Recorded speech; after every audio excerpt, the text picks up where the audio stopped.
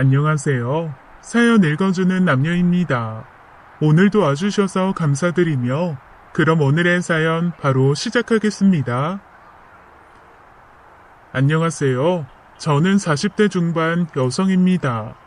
인생을 40년 넘게 살면서 사주나 점을 많이 보러 다니진 않았지만 재미삼아 인터넷 사주를 보거나 용하다는 점집을 소개받아 갈 때도 매번 공통적으로 듣는 얘기가 있어요. 부족함 없는 인생이지만 단 하나 남자복이 없다. 돈복도 있고 일복도 있는데 사주 자체에 남자가 없다. 죽을 때까지 혼자 살 팔자다. 그중 어떤 점쟁이는 어쩌다 자식은 얻을지 몰라도 서방은 없을 거다라는 소리도 했었어요. 처음에는 엄청 불쾌했지만 나중엔 그래 그럴만도 하다 생각했습니다. 사실 저는 살면서 단 한 번도 예쁘다는 소리를 들은 적이 없었고 굳이 따지자면 못생긴 편에 속하거든요. 어릴 때는 당연히 불만이 많았습니다. 엄마는 나를 왜 이렇게 낳았을까? 다른 애들은 예쁘고 날씬한데 나는 왜 눈도 작고 코도 작고 그 와중에 얼굴은 너무 동그랗고 키는 중학교 2학년 이후 자라지 않아 155에 머물렀으며 거기다 상체 비만이기까지 하거든요. 엄마는 제가 외모에 대한 불만을 털어놓을 때마다 말씀하시길 대신 넌 머리가 좋잖아. 예쁘게 생긴 애들보다 훨씬 공부 잘하는데 뭐. 그리고 너 못생기지 않았어. 엄마 눈에는 네가 제일 예뻐. 엄마 눈엔 제일 예쁘다. 그게 거짓말이란 생각은 안 해요. 모든 엄마 눈에는 내 딸이 가장 예쁘니까요. 그리고 실제로 전 엄마 말씀대로 공부를 꽤 잘했습니다. 중학교 땐 늘 반에서 5등 안에 들었고요. 고등학교 가서는 더 잘했어요. 고등학교 들어가서 공부에 더 집중할 수 있었던 이유는 그때가 가장 못생겼던 시기라 이성에 관심 두느니 공부가 낫겠다 싶어 열심히 했었죠. 공부는 배신하지 않았으니까요. 19살까지 지방에서 살다가 대학 입학하면서 서울로 올라왔습니다. 대학 때도 역시 공부만 했어요. 성인 됐다고 나름 꾸미고 다니긴 했는데 고등학교 3학년 내내 찐살이 빠지지 않아 아무리 돈을 들여도 안 예쁘더라고요. 대학교 2학년 때 과 선배랑 잠깐 연애 비슷한 걸 하긴 했지만 그냥 흐지부지 끝났고 그렇게 공부만 한 덕에 그 어렵다는 회계사 시험을 한 번에 붙어 보란 듯 당당하게 회계사가 되었습니다. 검사, 의사, 변호사는 아니지만 그래도 나름 사자 직업이라고 소개팅이나 선이 정말 많이 들어왔어요. 그럭저럭 조건 맞으면 얼른 결혼해서 가정이나 꾸리자 생각해 기회 생길 때마다 다 만났는데요. 정말 다양한 남자들이 나오더군요. 만나자마자 연봉 얼마냐 묻는 사람도 있었고 제 외모를 대놓고 평가하는 사람도 있었고 개뿔 아무것도 볼 거 없는데 돈만 많은 사람, 외국에서 오래 살다 와서 한국말 대화가 거의 안 되는 사람 등등 별의별 사람을 다 만나봤습니다. 선시장이 어떻게 돌아가는 건지 한 번은 2년 전에 선본 사람을 또 만난 적도 있었다니까요. 가장 이상적인 결혼은 자연스럽게 연애하다 결혼으로 꼴이 나는 건데 저는 그게 잘 안 됐습니다. 늘 일에 파묻혀 살다 보니 남자 만날 기회가 거의 없었거든요. 그래서 어느 순간 포기했어요. 부모님도 능력 있으니 혼자서라도 된다며 애써 긍정적으로 생각하시더라고요. 그렇게 35, 40을 훌쩍 넘기고 있었습니다. 일이 엄청 많아서 일주일 내내 야근을 하던 때였어요. 그 많던 일을 다 털고 집에 가려는데 사무실 직원이 모처럼 마사지를 받으러 가자길래 호기심에 따라 나섰습니다. 온몸이 단단하게 굳어있기도 해서 마사지 받으면 시원해질까 궁금하더라고요. 제가 자주 가는 마사지숍 있거든요. 거기 진짜 끝내줘요. 태국 현지 마사지 저리 가라라니까요. 특히 원장님 손맛이 아주 그냥 기가 막혀요. 아마 새로운 세상을 만나실걸요? 사무실 직원은 끝내준다고 했지만 사실 처음엔 그냥 그렇더라고요. 침대에 발랑 누워 남의 손에 몸을 맡긴다는 게 영 어색했거든요. 그런데 바로 거기서 새로운 세상은 만나지 못한 대신 뜻하지 않게 반가운 사람을 만나게 됐습니다. 손만 끝내준다던 원장 선생이 제 몸을 여기저기 꾹꾹 누르던 중 의뢰 그렇듯 소소한 얘기들을 나누게 됐는데 알고 보니 저와 중학교 동창이더라고요. 당시 친한 사이는 아니었지만 그래도 서로 기억은 하고 있었습니다. 저는 대학교 때 서울로 올라왔고 그 친구는 결혼하면서 신랑 따라 서울에 왔대요. 이미 9살 아들도 있고 마사지샵 운영한 지는 2년쯤 됐다고 했습니다. 중학교 때로 기억을 더듬어 보면 그 친구는 아주 조용한 학생이었어요. 제가 부러워했던 예쁘게 생긴 애들 중 한 명이기도 했는데 유난히 머릿결이 좋았고 무엇보다 교복 치마 아래로 보이던 가느다란 종아리가 참 예뻤습니다. 그렇다면 그 친구에게 나는 어떻게 기억되고 있을까 물었어요. 넌 항상 책만 보고 있었어. 한 손엔 볼펜, 한 손엔 천하장사 소시지 들고. 맞아요. 제가 그때 그 소시지를 거의 달고 살았거든요. 그 친구는 마사지 하는 동안 남편 얘기, 아들 얘기, 또 일 얘기 등을 해줬습니다. 그래서 저도 제 얘기를 대충 했죠. 나는 아직 결혼 못했다. 지금은 이런저런 일을 한다. 그런데 참 이상했어요. 처음에는 아프기만 하고 불편했던 마사지가 거의 끝날 무렵 되니 조금 더 받고 싶다라는 생각이 들더라고요. 진짜 그 친구의 손맛이 좋은 건지 아니면 오랜만에 친구 만나 얘기 나눈 게 좋은 건지 그 후로 시간이 날 때마다 종종 마사지를 받으러 갔습니다. 한 번은 마사지 끝나고 집에 가려는데 친구가 뭔가를 챙겨주더라고요. 이거 가져가. 오늘 너 온다길래 일부러 챙겨왔어. 돈만 많이 벌면 뭐하니? 혼자 살면서 밥이나 제대로 먹겠어? 오이소박이랑 묵은지 볶은 거야. 이거 진짜 밥도둑이다. 당황스러울 만큼 고마웠습니다. 가끔 엄마가 올라오셔도 대부분 외식만 해서 누군가 저에게 반찬을 챙겨주는 건 처음이었거든요. 그래서 저도 뭔가 보답하고 싶다는 생각이 들더라고요. 너 아들 있댔지? 내가 장난감이라도 사줄까? 예, 우리 아들 장난감 갖고 놀 나이 한참 전에 지났고 요즘엔 종일 전화기만 붙잡고 살아. 그냥 마사지 받으러 자주 오기나 해. 전 어느새 그 친구 손맛에 길들여져 쿠폰도 길게 끊고 틈나는 대로 마사지를 받았습니다. 그런데 넌 왜 결혼 안 했어? 너 정도면 여기저기서 서로 데려가려고 할 텐데. 회계사면 되게 인기 많은 직업 아닌가? 그렇지도 않아. 어릴 때부터 주변에 남자가 별로 없더라고. 애당초 짝없이 혼자 살 팔자인가 봐. 아니야. 어딘가 다 짝은 있어. 내 주변에 괜찮은 사람이 있으면 소개라도 해주고 싶은데 네 수준에 맞는 사람이 있을까 모르겠다. 그 친구가 진짜 남자를 소개해줄 거란 기대는 안 했지만 마음 써주는 게 참 고마웠습니다. 그러던 어느 날 과자를 주며 한번 먹어보라길래 얼떨결에 먹었는데 참 맛있더라고요. 그래서 무슨 과자냐고 물었죠. 이거? 우리 오빠가 싱가포르 왔다 갔다 하면서 사업하잖아. 우리 아들 주라고 종종 사다 줘. 사실 이 샵도 거의 오빠 돈으로 차린 거야.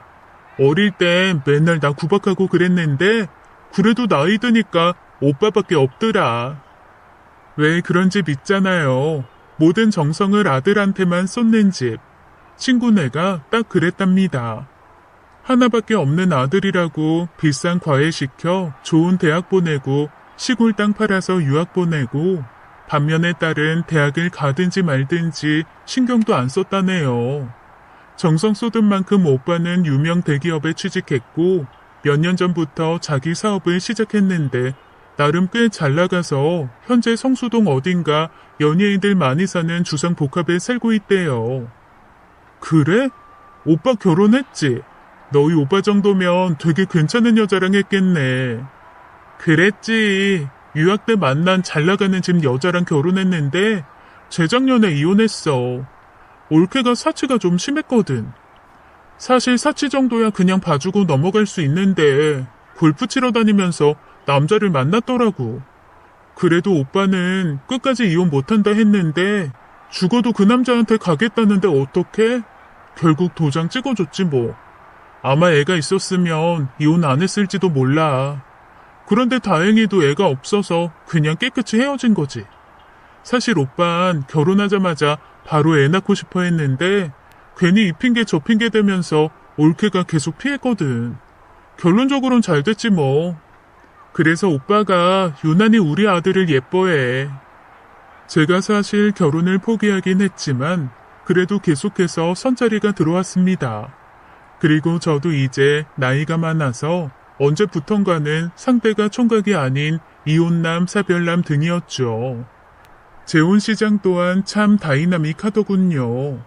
결혼하면 애엄마한테 가 있는 애를 데려올 수 있다며 만나자마자 빨리 결혼하자는 사람도 있었고 아무리 나이 들어도 여자는 무조건 예뻐야 한다는 거지 같은 소리를 하는 사람도 있었고 아시는 분이 자기랑 친한 변호사라면서 인물도 좋고 성품도 좋고 딸이 하나 있는데 일찌감치 외국으로 보내 부담 없을 거라며 만나보라길래 억지로 자리에 나갔는데 이 사람은 저를 붙잡고 종일 정치 얘기만 하는 거예요. 그 가운데 가장 기억에 남는 사람은 아내와 사별한 지 3년 된 대학 교수가 있었는데요. 좀 괜찮아 보이길래 다음에 또 보자 하고 두 번째 만나던 날 식사를 하자마자 다짜고짜 호텔에 가자더군요. 그래서 이게 무슨 무례냐 했더니 우리 나이가 뭐 알 거 모를 거 이미 다 아는 나이잖아요. 알겠니 질질 시간 끌지 말고 맞춰볼 건 빨리 맞춰봅시다. 말 같지도 않은 개소리를 하길래 인사도 없이 자리에서 일어나 나와버렸어요. 그야말로 선자리가 일하는 것보다 더 피곤하더라고요. 그 정신나간 교수 때문에 기분이 너무 나빠서 그 길로 친구에게 마사지를 받으러 갔습니다. 그리고 그날 있었던 얘기를 해줬죠. 어머머? 별 미친놈이 다 있다. 에휴, 그래도 난 네가 부럽다. 너는 좋은 사람 만날 수 있는 희망이라도 있지. 나처럼 철없을 때 결혼해서 이미 애까지 낳고 살면 모든 남자를 돌로 봐야 되잖아. 부럽다 부러워. 얘는 부럽긴 뭐가 부럽니? 나는 네가 더 부러워. 사실 누구나 살아보지 못한 인생은 다 부러운 거잖아. 저희는 이렇게 서로를 위로했습니다. 다음 날, 전날 만났던 교수에게 미안하다며 문자 메시지가 왔는데 무참히 씹었습니다. 그리고 다짐했어요. 그래, 혹시나 하는 기대 버리고 그냥 혼자 살자.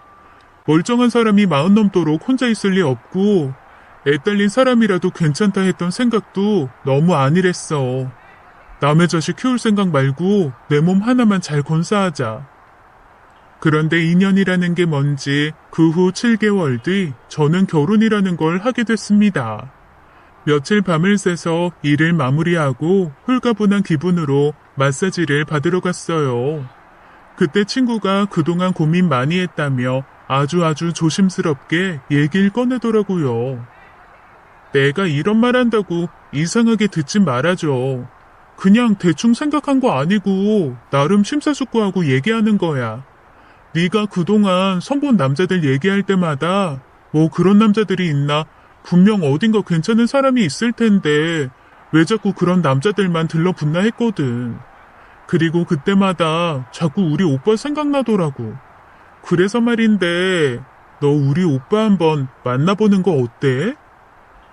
친구 오빠에 대한 환상이라는 게 어릴 때는 몰라도 나이 들면 거의 없어지잖아요. 그 오빠의 이혼 스토리를 들었을 때도 아 그런 경우도 있구나 라는 생각만 했지 전혀 다른 생각은 없었거든요. 그런데 친구가 그렇게 나오니 당황스럽더라고요. 그리고 저처럼 40 넘어 싱글로 지낸 사람이라면 다들 공감할 텐데 주변에 있는 싱글들을 억지로 끼워 맞추는 경우들이 많아요. 얘도 혼자고 쟤도 혼자니 그냥 둘이 결혼해라. 혼자 늙어가느니 남은 사람들끼리 의지하며 살아라 하면서요. 그래서 친구도 그럴 거라 생각해 거절했습니다. 니네 오빠는 스펙도 좋고 능력도 좋으니까 나보다 더 괜찮은 여자 만날 수 있을 거야. 그리고 나에 대해선 굳이 신경 쓰지 마. 사실 그동안 손자리 나갔던 건 부모님 성화도 있고 또 소개해주는 사람들 성의를 무시할 수 없어서 나갔던 거야. 솔직히 나 결혼 생각 접었고 혼자 살고 싶어. 20살 이후 여태 혼자 살아서 누구랑 함께 산다는 게 오히려 더 불편할 것 같고 이젠 엄마하고도 같이 살기 힘들 것 같아. 이렇게 얘기하니 친구도 수긍하더라고요. 그런데 며칠 후 회계 상담받고 싶다며 2명의 남자가 사무실로 찾아왔는데 얘기 나누다 보니 그중 한 명이 친구의 오빠더라고요. 동생이 소개해주더라고요. 중학교 동창이라면서요? 자기 회사 일 때문에 상담받으러 온 게 아닌 함께 온 사람이 진짜 고객이었는데요. 처음엔 남자 둘이 왔길래 같은 회사 사람들인가 보다 했는데 상담 끝나고 일어서면서 자기의 신분을 밝히더군요. 저는 몇 년째 회계를 봐주는 선배가 있거든요. 그런데 갑자기 이 친구가 아는 회계사 있냐길래 동생 친구라 궁금하기도 하고 마침 시간이 비어서 저도 함께 와봤어요. 그리고 며칠 후 친구와 식사 자리를 갖게 됐습니다. 그동안 마사지 받으러 갈 때마다 반찬도 챙겨주고 원래 정해진 프로그램보다 더 비싼 서비스도 해주고 고객 소개시켜준 것도 고맙고 무엇보다 늘 제 푸념까지 다 들어줬기에 언제 밥 한번 사야겠다 생각했었거든요. 친구나 저나 늘 시간에 쪼들렸기에 점심시간에 짬을 내서 밥을 먹고 있는데 갑자기 누군가 친구에게 아는 척을 하는 거예요. 며칠 전에 사무실에 찾아왔던 친구의 오빠였습니다. 너 여기 웬일이야? 샵에 있어야 될 시간 아니야? 안녕하세요. 며칠 전에 사무실에서 인사드렸죠? 친구 오빠도 사업상 약속이 있어 식사하고 나가는 길에 저희를 본 거라네요. 둘이 엄청 친한가 보다. 두 사람 다 엄청 바쁜 사람들인데 이렇게 따로 만나 식사까지 하고. 가볍게 대충 인사를 하고 오빠는 일이 있다며 가버렸는데요. 식사 마치고 계산하려고 보니 앞서 나간 분이 계산을 다 했다는 거예요. 오빠도 참 계산했으면 했다고 말이라도 하고 가지. 너 있다고 괜히 멋있는 척하고 싶었나 봐. 이렇게 되니 제 입장에선 좀 미안하잖아요. 내가 밥 사기로 한 건데 어쩌다 얻어먹은 셈이 됐으니까요. 신경 쓰지 마. 우리 오빠 돈 많아. 정 미안하면 요 앞에서 와플이나 사줘. 결혼하면 철든다던데 친구는 일찍 결혼한 탓인지 대화를 하면 할수록 속이 깊다는 생각을 많이 했습니다. 저도 나름 절친이라 생각했던 친구들이 몇 있긴 했는데 결혼 후 아이 낳고 점점 멀어지거나 또 다른 친구는 미국으로 이민을 갔고 대학 동창이나 같은 회계사 친구들은 이상하게도 만나서 얘기 나누면 편치가 않더라고요. 그저 돈 늘 돈 얘기뿐이었거든요. 그런데 이 친구는 조금 달랐습니다. 남편 벌이가 시원치 않다고 했지만 그래도 늘 남편 챙기는 모습이 좋아 보였고 초등학생 아들에 대해서도 다른 애엄마들과는 달리 극성 떠는 법이 없었어요. 고향에 계시는 엄마는 늘 오빠 걱정뿐이고 어려서부터 항상 오빠에 밀려 차별받고 자랐지만 그래도 엄마를 살뜰히 챙기더라고요. 그에 비해 저는 부모님이 가끔 저 보겠다고 서울 올라오시는 것도 귀찮아했고 세종시에 사는 동생이 어떻게 지내는지 별로 관심조차 없었거든요. 그러다 보니 일이 피곤하고 스트레스 받는 날이면 늘 친구를 찾아가 마사지를 받았어요. 마사지보다는 조잘조잘 스스럼 없이 얘기 나눌 사람이 필요했으니까요. 그리고 며칠 후 친구의 오빠에게 직접 전화가 왔습니다. 거래처 대표가 회계에 대해 상담받고 싶다길래 저를 소개해줬다는 거예요. 참 고마웠어요. 그리고 저도 모르는 사이 친구의 오빠가 점점 궁금해졌어요. 친구가 내 얘기를 얼마나 했을까? 나에 대한 첫인상은 어땠을까? 나에게 상담받은 지인들은 만족했을까? 혹시 별로라고 얘기하진 않았을까? 그리고 내가 미혼인 거 알 텐데 혹시 날 어떻게 생각할까. 하지만 제 입장에서는 적극적으로 나설 수는 없었습니다. 친구의 제안을 거절하기도 했고 무엇보다 혼자 사니 외로웠나 보다 하는 인상을 주고 싶지 않았거든요. 그런데 그쪽에서 먼저 밥 한번 먹자는 거예요. 괜찮다고 거절해야 되나 고민을 좀 했는데 오히려 그게 더 이상할 것 같아 오케이 했습니다. 그리고 이번엔 밥값을 꼭 내가 계산해야지 하는 생각도 했고요. 그렇게 날을 잡아 식사를 하며 이런저런 얘기를 나누게 됐는데 선자리와는 확실히 다르더라고요. 서로의 일 얘기, 무엇보다 이혼남의 고충, 독신녀의 고충을 얘기하며 서로에 대해 공감을 많이 하게 됐습니다. 그날 이후 저희는 매일매일 안부를 묻는 사이가 됐고 제 친구이자 그의 여동생에겐 당분간 비밀로 하자며 본격적인 연애를 하게 됐죠. 제가 그 사람에게 가장 마음에 들었던 부분은 언제나 일을 우선으로 둔다는 것이었어요. 저와 약속을 했다가도 일 때문에 캔슬하는 경우가 많았는데 그게 전혀 불쾌하지 않았습니다. 혼자 사는 사람들에게 일이 얼마나 중요한지 누구보다도 잘 아니까요. 그리고 얼마 후 제 휴가에 맞춰 그 사람의 해외 출장에 동행을 했고 그렇게 싱가포르에서 청혼을 받게 됐습니다. 내가 자기에 비해 많이 부족하고 연애라는 걸 해본 지도 너무 오래돼서 어떻게 해야 로맨틱한 감동을 줄 수 있는지 모르겠다. 우리 둘 다 일밖에 모르는 사람이고 그래서 외롭다는 것도 모르고 살았을 텐데 어쩌면 일부러 외면하느라 일에 몰두했을 수도 있어. 적어도 난 그래. 비슷한 사람들끼리 이제부터 진짜 외로움 채워보자. 본인은 감동 주는 법을 모른다고 했지만 전 매우 감동받았고 처음 받는 프로포즈에 살짝 얼이 빠진 상태로 주저없이 오케이를 해버렸죠. 일이 이렇게 되니 이제는 친구에게 모든 걸 털어놓을 수밖에 없었습니다. 나 결혼할 것 같아. 니네 오빠랑. 어? 그게 무슨 소리야? 말도 안 돼. 지금 농담하는 거지? 믿을 수 없다는 반응을 보이더군요. 그래서 그동안의 일을 자세히 설명했죠. 둘 다 뭐야? 난 전혀 눈치 못 챘는데. 거봐, 내 촉이 맞았잖아. 어쩐지 둘이 잘 어울릴 것 같더라고. 너무너무 축하하고 진짜 고맙다. 너라면 우리 오빠 안심하고 맡겨도 될 것 같아. 나 사실 우리 오빠 계속 저렇게 혼자 살면 어떡하나 걱정 많았거든. 엄마가 이 사실 알면 얼마나 좋아하실까?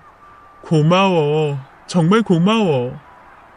친구는 축하한다는 말보다 고맙다는 말을 더 많이 했어요. 만날 사람은 어떻게든 만나게 된다고 그게 저에게 해당하는 얘기라 생각했습니다. 양가 부모님 모두 고향에 계셨기에 저희가 내려가 상견례를 하게 됐는데요. 너 정도면 총각한테 시집가고도 남는데 이혼남이 뭐야, 이혼남이. 그나마 애는 안 딸렸다니까 허락하는 거야. 좌우지간에 결혼식 올리고 서둘러 애부터 낳아. 너 아직 충분히 애 낳을 수 있어.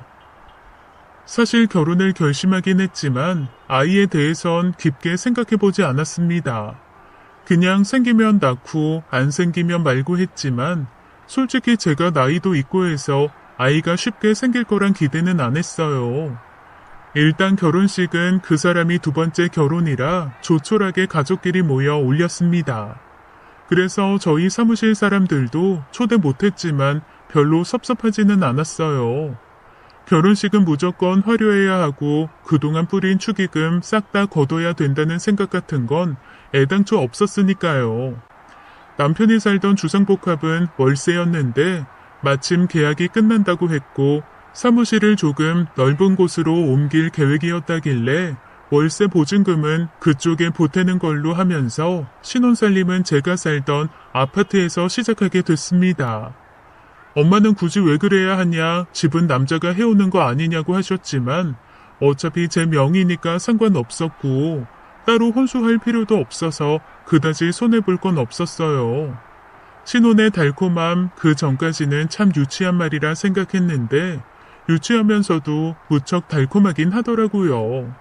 아침 일찍 출근해 저녁에 녹초가 되어 들어와 서로의 일과를 공유하고 쉬는 날엔 남들처럼 극장도 가고 산책도 하고 마트 가서 장도 보고 특별할 거 하나 없는 평범한 일상들이 남편이란 존재와 함께하니 모든 게 새로웠어요. 이래서 다들 그렇게 손 붙잡고 팔짱 끼고 다니는구나. 이래서 짝이라는 게 필요하구나. 진즉에 알았어야 될 인생의 진리를 다 늦게 알게 되었죠. 물론 결혼이라는 게 마냥 좋은 날만 이어지는 게 아니라는 것도 알고 있었습니다. 평생 꿀이 뚝뚝 떨어질 것 같았지만 몇 년 안 돼서 죽이네 살리네 하는 부부들을 워낙 많이 봤으니까요. 그런데 저에겐 그런 날이 생각보다 좀 빨리 오더라고요. 결혼하고 석 달 정도 흘렀을 무렵 남편의 귀가가 늦어지기 시작했습니다. 물론 저도 종종 야근하는 날이 있었지만 그래도 늦으면 늦는다 꼭 연락했거든요. 하지만 남편은 좀 이상했어요. 저녁 먹고 들어갈게 라는 메시지만 보내고 그 후론 통 연락이 안 되더라고요. 카톡도 전화통화도 전혀 반응이 없었습니다. 그리고 새벽녘에 들어와서는 업체 사람들과 술 마시느라 늦었다. 시끄러운 데 있어서 전화소리 못 들었다. 늘 같은 얘기뿐이었죠. 하지만 술 냄새는 거의 나지 않았습니다. 연애할 때부터 남편은 술을 거의 마시지 않았어요. 저 역시 술을 좋아하는 편이 아니라서 이 사람이 술을 좋아하는지 싫어하는지조차 관심이 없었는데 결혼한 이후에 술자리 핑계대는 날이 너무 많은 거예요. 우리 오빠 술 거의 못 마셔. 그것 때문에 스트레스도 많더라고. 사업하려면 술을 좀 마셔야 되는데 자기는 조금만 먹어도 어지럽다면서 술 잘 마실 수 있는 약은 왜 안 파냐고 늘 그랬거든.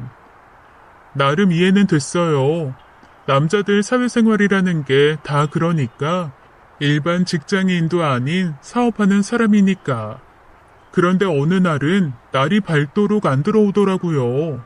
무슨 일이 생긴 건 아닐까 덜컥 겁이 나서 이제는 신우이가 된 친구에게 아침부터 연락을 해봤는데요. 그래? 싱가포르에서 조사장 들어왔나 보네. 그 사람 들어오면 거의 밤새서 술 먹거든. 술도 꼭 2차, 3차까지 마시고 가라오케 갔다가 해장국까지 먹고 한국 들어오면 늘 그 코스대로 노는 사람이야. 아무리 그래도 오빠는 집에서 기다리는 사람 생각해서 연락 좀 해주지. 하여간 분명 조 실장이랑 있을 거니까 큰 걱정하지 마. 그리고 아침 7시쯤 됐을까 남편이 아주 초췌한 모습으로 들어왔습니다. 싱가포르에서 누가 들어왔어. 1년에 서너 번 들어오는데 이번에 연락도 없이 왔더라고. 미안해. 당신한테 전화해야지라고 생각은 했는데 어찌나 붙잡고 안 놔주는지 틈을 아예 안 주더라고. 나도 오랜만에 술을 너무 많이 마셔서 머리가 깨질 것 같아. 하지만 이번에도 남편에게선 술 냄새가 나지 않았고 운전까지 직접 해서 왔더군요. 솔직히 그때까지만 해도 그냥 그러려니 했습니다. 별일 아니라 생각하고 넘어갈 수 있었던 거는 신우의 말과 남편의 말이 일치했고 무엇보다 집에 들어온 남편은 실제로 누군가에게 엄청 시달리고 온 모습이었거든요. 그리고 남편이 돈 얘기를 꺼내기 시작한 것도 그 무렵이었습니다. 갑자기 직원이 둘이나 퇴사하게 되는 바람에 퇴직금을 줘야 하는데 여윳돈이 없다며 제게 돈을 빌리더라고요. 적은 돈이 아니었기에 선뜻 내주기 망설여졌지만 어쩌겠어요. 이젠 남이 아닌 내 남편이잖아요. 그래서 반드시 갚아야 한다. 아무리 부부 사이지만 한두 푼도 아닌 돈을 그냥 줄 순 없다고 단단히 못을 박았죠. 그리고 얼마 후 모처럼 일찍 퇴근하고 신우의 샵에 마사지를 받으러 갔는데 근처에서 남편을 보게 됐습니다. 어딘가에서 나와 차에 타는데 보조석에 누가 앉아있길래 유심히 봤지만 여잔지 남잔지도 구분이 안 되더라고요. 그래서 다가가 말을 걸려는 순간 차가 출발해버리길래 급하게 전화를 걸었죠. 방금 전에 나 못 봤어? 당신 차 있길래 아는 척 하려고 했는데 급하게 가버리던데 누구랑 어디 가는 거야? 그랬어? 지난번에 와인 사들고 집에 왔던 유 대표 기억하지? 지금 유 대표랑 같이 있어. 누구 좀 만나서 같이 저녁 먹기로 해서 약속 장소로 이동 중이야. 유 대표라는 사람 당연히 기억합니다. 결혼하고 얼마 안 돼서 집에 한번 왔었거든요. 정식으로 초대했던 건 아닌데 지나가는 길에 들렸다며 고급 와인을 선물 주고 갔어요. 그런데 참 이상한 게요. 그 유 대표라는 사람은 100m 전방에서도 알아볼 수 있을 만큼 덩치가 어마어마하게 큰 사람이었거든요. 그 정도 거구가 차에 앉아 있었다면 당연히 알아봤을 텐데 왜 내 눈에 안 보였을까 좀 의아했죠. 하지만 더 이상했던 건 신우의 태도였습니다. 나 방금 요 앞에서 오빠 봤거든? 근데 뭐가 그렇게 바쁜지 슝 가버리길래 아는 척도 못했어. 어머, 아깝다. 조금만 일찍 왔으면 우리 아들도 봤을 텐데. 우리 아들 방금까지 여기 있다가 삼촌이 모처럼 밥 사준다고 데리고 나갔거든. 외숙모도 같이 가면 더 좋았을 텐데 미리 전화 좀 하고 오지. 순간 몸이 얼어붙는 줄 알았습니다. 뭐지? 남편은 분명 유 대표라고 했는데 얘는 왜 자기 아들이라고 하지? 그때부터였어요. 남편과 시누이 두 사람의 말과 행동을 의심하기 시작한 게요. 내가 모르는 뭔가가 있다라는 확신이 들었습니다. 물론 이제 막 결혼한 사이였기 때문에 나보단 신우가 남편에 대해 더 많이 아는 건 당연했어요. 또 팔은 안으로 굽는다고 나의 의심을 신우에게 털어놔봤자 자기 오빠 변호할 게 뻔했기 때문에 한동안 전 아무 말도 하지 않았죠. 그러다 명절이 다가왔어요. 결혼 후 첫 명절이라 남편과 함께 시댁에 내려갔는데요. 참고로 시아버지는 10여 년 전에 돌아가셨기 때문에 어머니 혼자 살고 계셨어요. 바쁜 며느리 내려온다고 음식 장만도 거의 다 해놓으셨고 며느리한테 예뻐 보이고 싶었다면서 파마도 새로 하셨답니다. 그런데 하룻밤 자고 다음날 아침 준비를 돕기 위해 주방에 나갔는데 어머니가 좀 이상했어요. 계속해서 여러 번 같은 말을 반복하시는 거예요. 제가 고사리 나무를 엄청 좋아하거든. 근데 올해는 유난히 고사리 값이 비싸더라. 많이 묻혀서 니들 올라갈 때도 챙겨줄라 했는데 고작 이것밖에 없어. 우리 아들 고사리 좋아한다. 올해는 고사리 값이 비싸다라는 말을 5분 간격으로 하시는 겁니다. 처음 2번은 그러려니 했는데 3번, 4번, 5번 하시는 걸 보니 가슴이 철렁 내려앉았어요. 아무래도 치매 증상 같더라고요. 그게 다가 아니었습니다. 밥 먹고 다 같이 소파에 앉아 TV를 보고 있는데 갑자기 이상한 말씀을 하시는 거예요. 지난번 고구마 보낸 거는 제대로 챙겨 먹인 거야? 너는 언제 그렇게 머리를 길렀니? 니네 강아지는 죽었어? 전혀 알아들을 수 없는 얘기를 하셨습니다. 남편도 자기 엄마가 이상한 얘기 한다는 걸 알아차리고는 순간 얼굴이 굳더라고요. 곧바로 어머니와 함께 서울로 와서 연휴 끝나자마자 대학병원에 모시고 갔는데 결과는 예상대로였습니다. 치매가 맞고 이미 진행이 많이 된 상태라더군요. 남편도 신우도 어머니를 집에 모실 수 없었기에 결국 어쩔 수 없이 요양원에 모시기로 했는데 두 남매가 어찌나 울던지 제 입장에선 그동안 정들 틈도 없던 시어머니지만 그래도 마음이 아프더라고요. 결혼하겠다고 처음 인사드리러 간 날 제 손을 꼭 붙잡으시며 고맙고 또 고맙다라는 말을 하셨어요. 이혼한 아들에게 시집 오겠다는 처녀가 고마운 게 당연했겠죠. 결혼한 후에도 쓸데없이 전화 걸어 이것저것 꼬치꼬치 묻지도 않으셨고 가끔 안부 전화 드리면 내 아들 잘 챙겨라 라는 말을 차마 당당하게 하진 못하고 거의 사정하듯이 당부만 하셨거든요. 어머니를 모실 요양원은 제가 아는 분을 통해 소개받았고 그러는 과정에서 어쩌다 처음 들어가는 비용을 제가 지불하게 됐습니다. 불만은 없었어요. 저도 나름 번다면 버는 사람이고 며느리로서 그 정도는 괜찮다고 생각했거든요. 그런데 이후로 남편이 요양원비를 내지 않더라고요. 어머니 요양원에서 연락 왔는데 당신 그동안 요양원비 안 보냈어? 아, 맞다. 못하고 있었네. 이따 출근하자마자 해결할게. 그러나 해결되지 않았습니다. 그 후로 남편에게 두어 번 더 얘기했지만 요양원 측에서는 계속 저에게 연락을 해왔고 부모님을 모셔놓고 돈을 안 내고 있을 순 없기에 일단은 제가 급하게 해결을 했어요. 그런데 그뿐만이 아니었습니다. 사실 저희 집 식구가 달랑 2명이라 공동 생활비가 많이 나가지 않았어요. 집에 있는 시간도 거의 없어서 관리비도 적게 나왔고 식사도 각자 밖에서 해결하는 경우가 많았죠. 또 각자의 수입에 대해선 서로 건드리지 않기로 결혼 전에 약속을 했기에 남편 월 수입이 얼마나 되는지 정확히 알 순 없었습니다. 목동에 아파트 하나를 갖고 있고 주식 계좌에 적지 않은 돈이 있다는 것만 알고 있었어요. 남편은 몇 년 전 주식으로 좀 큰 돈을 만졌다고 했습니다. 그래서 그 돈으로 신우 샵 차리는데 많이 도와준 거래요. 오래전부터 신우네 사는 게 녹록치 않아 동생에게 꽤 많은 돈이 갔다고 했습니다. 하나밖에 없는 동생이니 그럴 수도 있겠다 생각했고 신우도 늘 오빠한테 도움 많이 받고 산다고 했거든요. 그런데 남편이 자꾸만 제게 돈 얘기를 하는 거예요. 자기야, 나 오늘 안으로 싱가포르에 돈 보내야 되는데 혹시 여윳돈 좀 있어?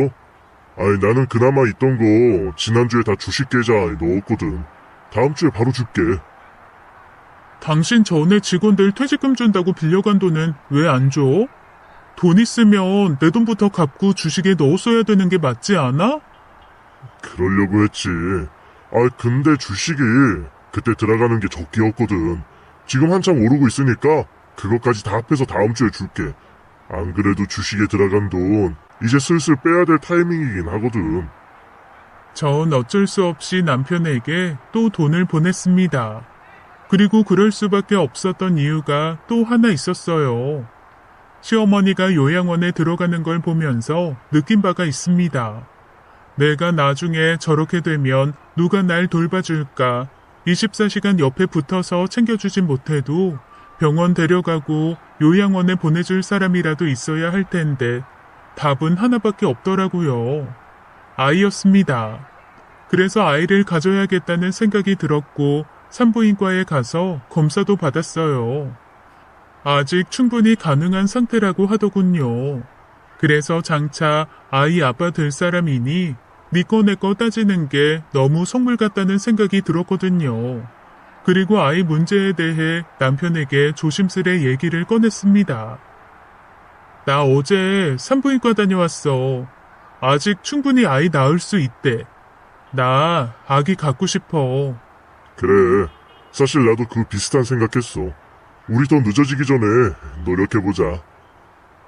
신우 역시 쌍수 들어 찬성하더라고요. 생각 잘했어. 안 그래도 더 늦기 전에 애기 낳으라고 말하고 싶었는데 솔직히 내가 참견할 문제가 아닌 것 같아서 꾹 참았거든. 요즘 40대에 애엄마 되는 사람들 되게 흔해. 절대 안 늦었어. 와, 나도 이제 조카 생기겠네. 하지만 저 혼자 노력한다고 되나요? 남편은 말로는 노력하자 했지만 전혀 도와주지 않았습니다. 일주일에 평균 5일은 제가 잠든 후에 들어왔으니까요. 그리고 얼마 후 또 한 번 이상한 광경을 목격하게 됐어요. 제 차가 고장나 남편 차를 타고 출근하는 길이었습니다. 오랜만에 남편 차 탔던 건데 보조석 문 옆에 아이 장난감이 있더라고요. 공룡 장난감이었습니다. 뭐야 이 공룡은? 누구 거야? 그거 지난번에 탔을 때 두고 내렸나 보네. 그놈이 워낙 공룡을 좋아하잖아. 그런 거 집에 여러 개 있을 테니까 뭐 버려도 될 거야. 남편이 말하는 건 신우의 아이, 다시 말해 조카였습니다. 하지만 이상했어요. 신우 아들은 이미 초등학교 3학년이라 공룡을 갖고 놀 나이는 지났고 남편 말이 사실이라면 꽤 오래전에 두고 내렸다는 건데 아무리 생각해도 뭔가 이상했습니다. 며칠 후 신우가 샵을 확장 이전한다길래 찾아가서 얘기 나누다 슬쩍 떠봤어요. 나는 애가 없어서 모르겠는데 슈퍼맨이 돌아왔다 이런 거 보면 남자애들은 다 공룡 좋아하던데 그걸 왜 좋아할까? 너희 아들도 공룡 좋아했어? 아니, 우리 아들은 좀 달랐어. 공룡에는 전혀 관심 없고 곤충에 꽂혀서 매일매일 놀이터 가서 개미 찾아다녔거든. 이쯤 되니 더 이상 가만히 있을 수만은 없었습니다. 남편이 바람난 건 아닌지 허튼 짓 하는 건 아닌지 일거수일투족 감시하는 여자들이 참 불쌍하다 생각했는데 저도 직접 그 상황이 되니 어쩔 수 없더라고요.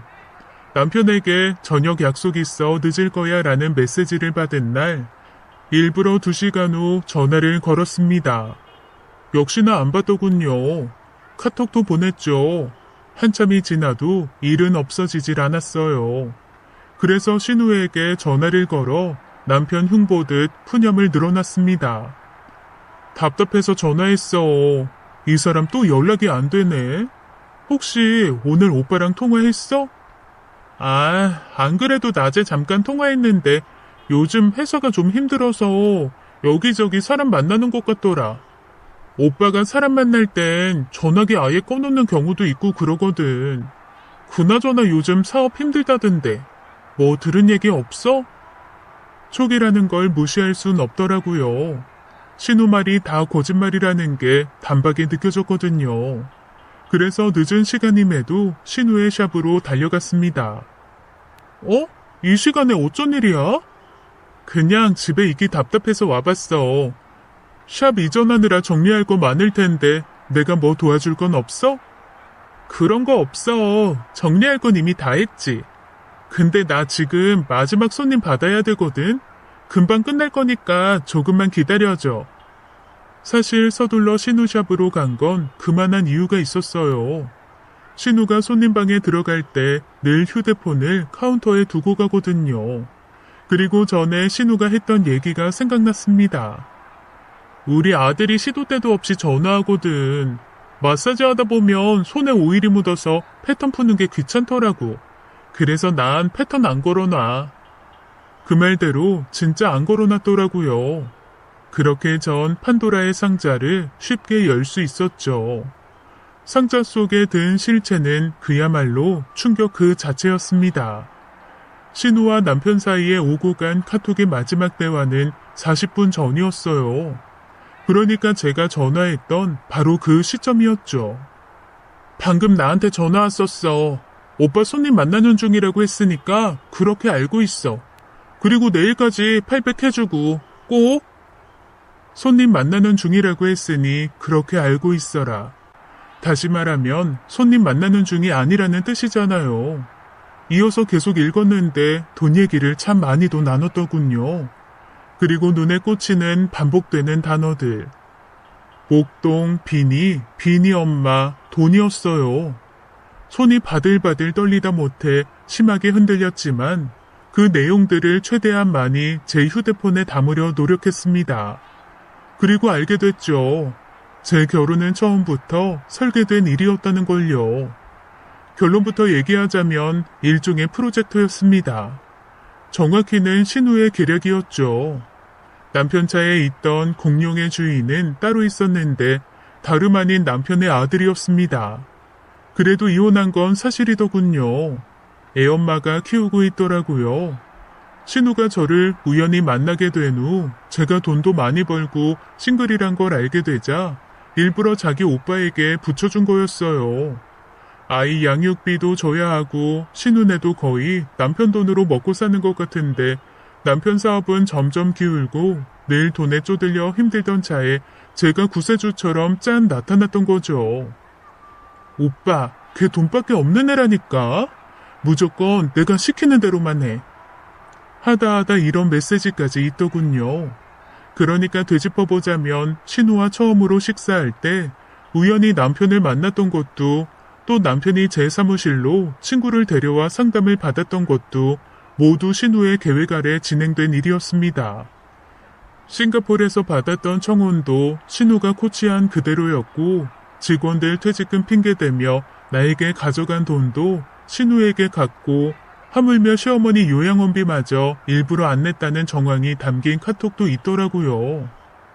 그 사람 뭐든 연체되는 거 못 견디는 사람이니까 이미 알아서 냈을 거야.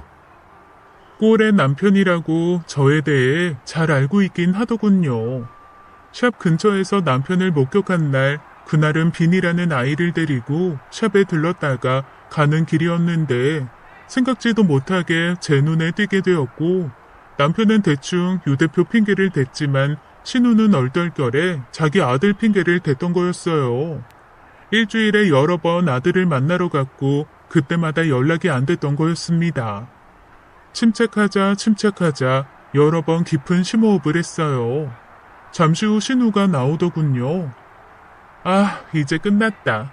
단골들한테 가게 이전한다고 일일이 설명하는 것도 힘드네. 그나저나 나 가게 이전하면 뭐 해줄 거야? 공기청정기 한 대만 해줘. 미친년. 아주 신났네. 집으로 돌아와 곰곰이 생각해봤습니다. 이제 어떻게 해야 되나, 덫에 걸린 게 분명한데 여기서 어떻게 빠져나가야 되나. 그날 밤 남편이 들어와 제 앞에서 쭈뼛쭈뼛 대더군요. 이유는 뻔했습니다. 신우의 카톡 마지막 줄 내일까지 800 해주고, 아마도 그 800 얘기를 꺼내려 했겠죠. 하지만 선수는 제가 먼저 쳤어요. 당신 왜 내 돈 안 줘? 당신이 샀다던 그 주식 엄청 올랐던데? 얼른 정리해서 이번 주 내로 입금해줘. 이렇게 말하고 남편의 대답도 듣기 전에 방으로 들어와 누웠어요. 다음날 출근하자마자 신우에게 톡을 보냈습니다. 공기청정기 필요하댔지? 어디로 보내면 될까? 그런데 아가씨가 나한테 가져간 돈은 언제 줄 거야? 계산해보니까 총 2,400이던데. 그 돈 서둘러 갚아주면 좋겠어. 이제와 얘기지만 사실 그동안 100, 200, 300씩 제 돈을 야금야금 가져가서 썼거든요. 1시간 후 신우에게 답장이 왔습니다. 청정기는 안 보내줘도 돼. 그런데 내가 가게 이전하는 것 때문에 요즘 돈이 없는데 어떡하지? 조금만 기다려주세요. 하지만 기다릴 수 없었습니다. 그럴 이유가 없으니까요. 그래서 그날 저녁에 샵에 들러 또 돈 달라는 소리를 했어요. 아까 말했잖아. 가게 이전하는 것 때문에 돈 없다고.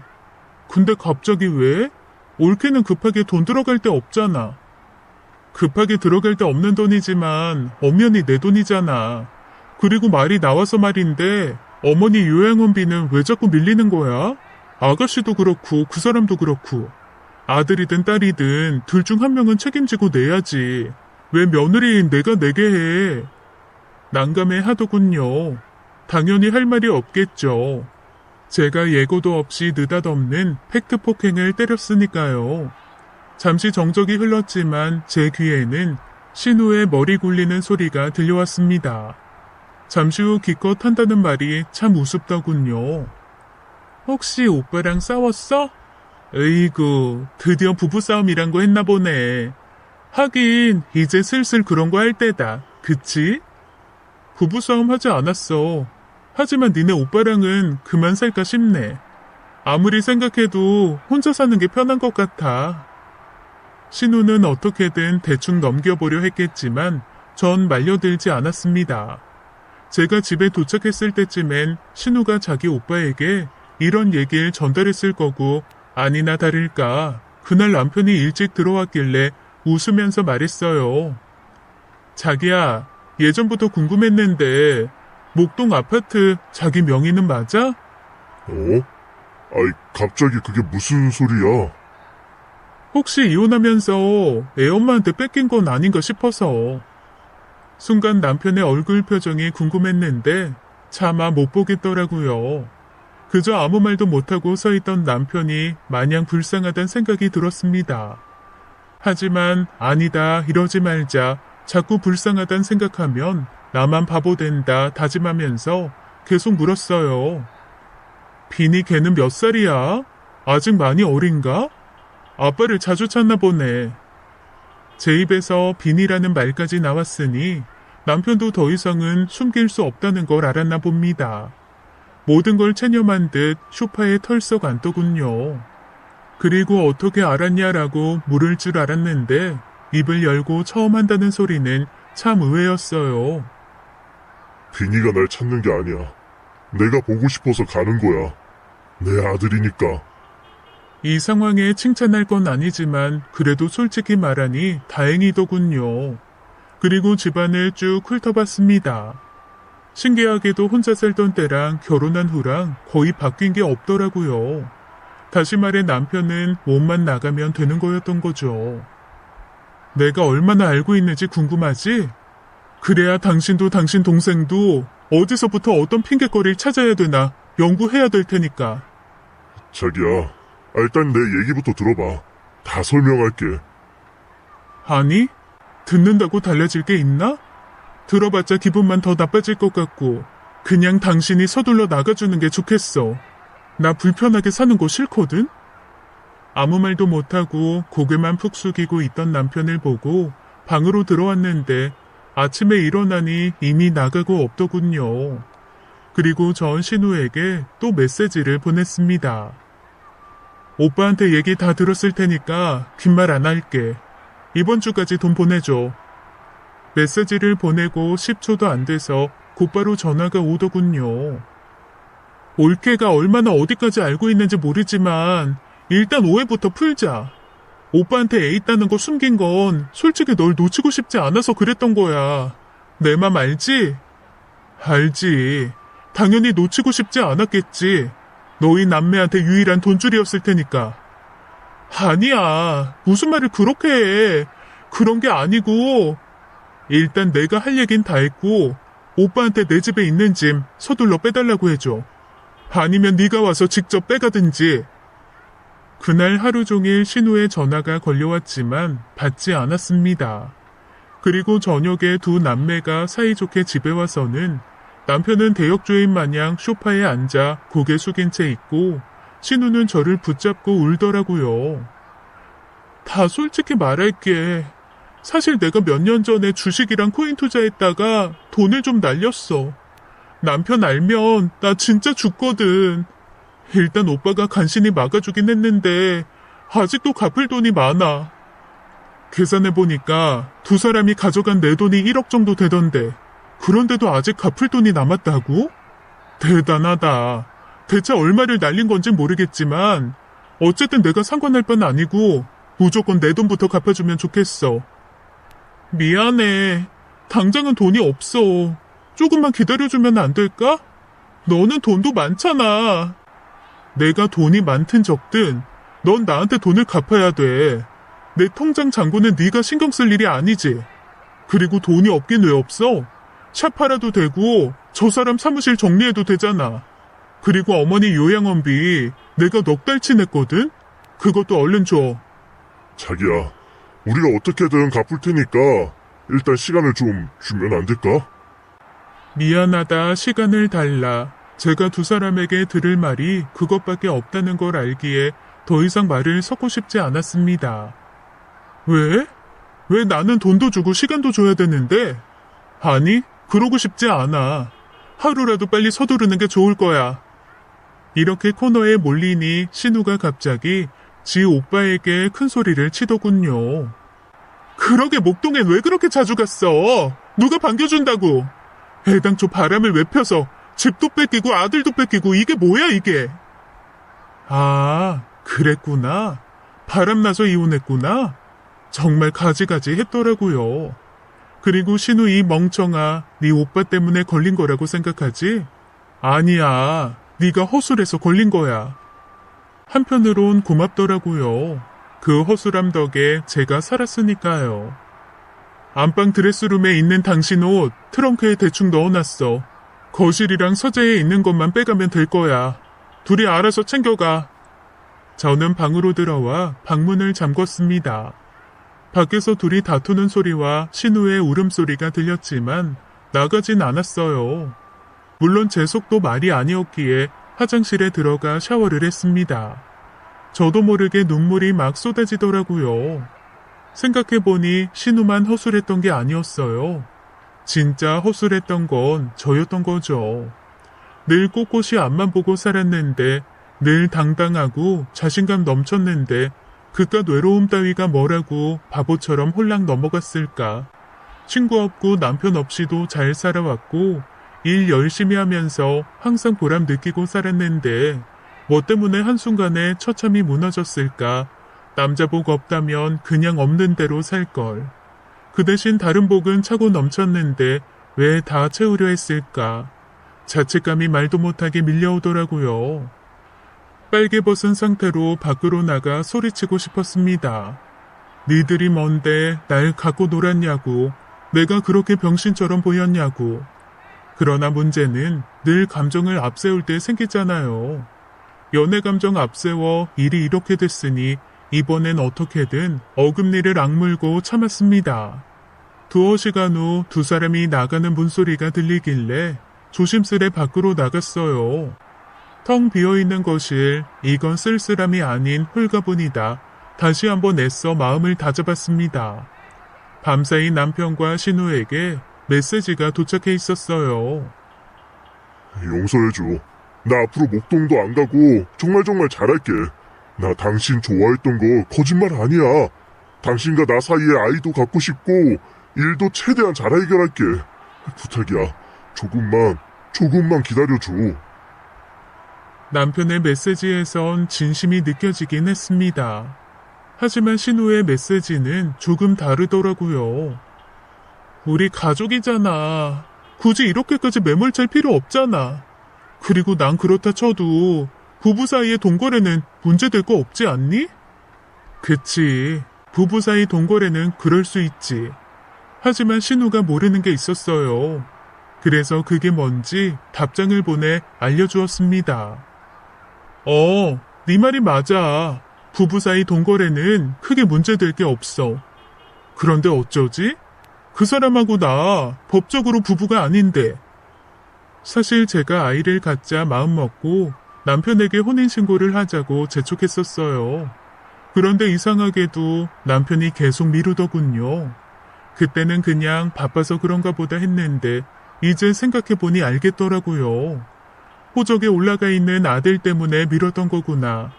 이 문제에 대해 신우가 남편에게 보낸 카톡 내용도 있었습니다. 빨리 애기부터 만들어. 그래야 발목을 잡지. 나이 들어 간신히 애 낳았는데 빈이 있다고 설마 이혼하겠어? 아찔했습니다.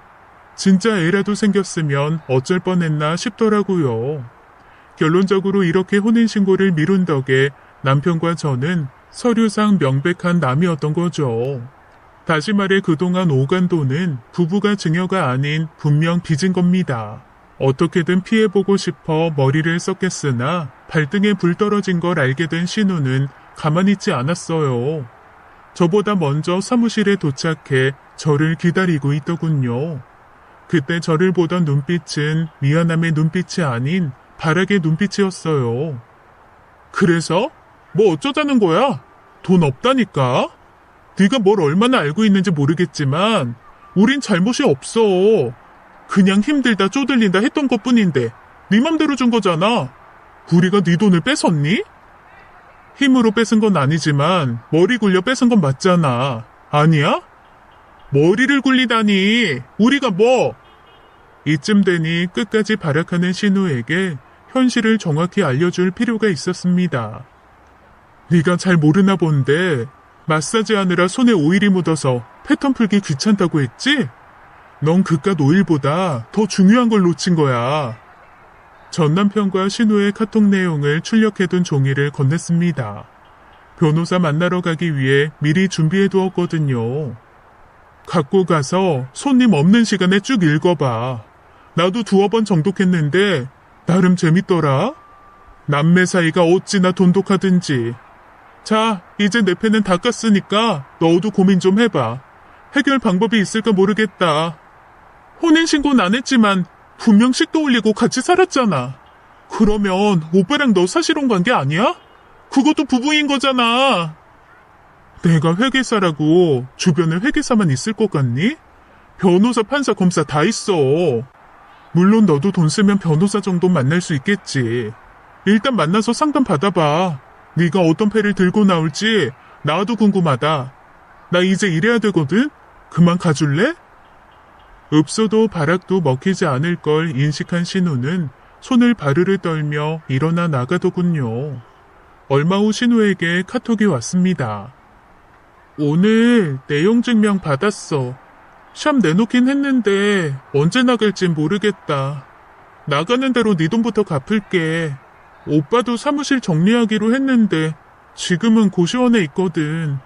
오빠가 널 좋아한 건 사실이야. 난 용서하지 못한다고 해도 오빠만은 용서해줘. 신우의 말을 어디까지 믿어야 될지 몰랐지만 그게 중요한 건 아니었어요. 전 그냥 조용히 계좌 번호만 보냈습니다. 며칠 후 요양원에서도 연락이 왔어요. 어머니가 퇴원했다고요. 신우가 모시고 나간 건지 남편이 모신 건지는 모르지만 어머니 생각하니 마음은 좀 아팠습니다.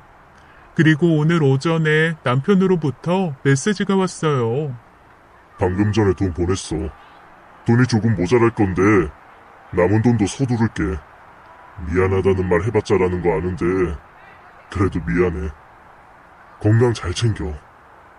입금 내역을 확인했더니 딱 신우에게 받을 돈이 모자랐습니다. 그러니까 남은 돈도 서두를게라는 말은 동생 돈도 자기가 갚을 거라는 뜻인 거죠. 불쌍한 사람. 남편이 보낸 메시지를 한참 보다가 당신도 건강 잘 챙겨라고 답장을 보내려다 참았습니다. 내가 해야 될 일은 결혼 정리가 아닌 남은 돈까지 무사히 받는 거니까요. 그리고 자리에 앉아 눈앞에 쌓인 일들을 보며 깨달았어요. 한때 사랑이란 것에 취했지만 이게 원래 내 모습이구나. 결국 인생에 남자복 없다는 걸 돌고 돌아 확인한 셈인데 그 쓸데없는 사실을 참 비싼 돈 주고 배우게 됐네요. 변호사 말로는 어쩌면 신우에게도 남편에게도 위자료 청구가 가능하다고 합니다. 구질구질하게 그깟 위자료 받아 뭐하나 싶은 생각도 들었지만 가능하다면 해보려고요. 남매에게 농락당한 게 억울해서가 아닌 나름 돈 관리하는 직업 가진 입장에서 끝까지 직업정신 발휘해보려고요. 지금까지 제 얘기 들어주신 싱글 여성분들이 있다면 꼭 당부하고 싶은 말이 있습니다. 혹시라도 사랑에 빠진다면 부디 헤어나올 수 있을 만큼만 빠지길 바래요. 술이든 사랑이든 과하게 취하면 꼭 사고 나니까요. 감사합니다. 지금까지 사연 읽어주는 남녀였습니다. 끝까지 시청해주신 여러분 감사드리며 저희는 다음 사연으로 돌아올게요. 감사합니다.